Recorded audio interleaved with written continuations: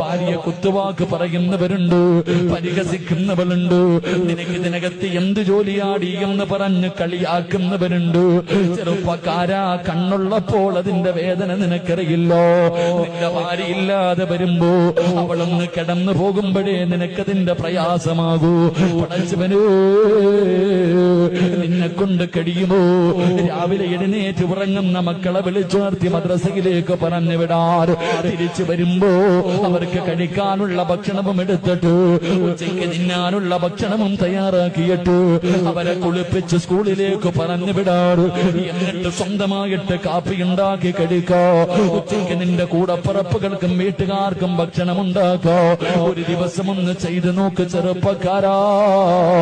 ഭാര്യയുടെ കയ്യിൽ പിടിച്ചിട്ട് സമ്മതിക്കുമടാ പൊന്നുമോര്. പടച്ചവനെ, എനിക്കും നിങ്ങൾക്കും ഒരു തലവേദന വന്നോ? നമ്മൾ 4 പേരോട്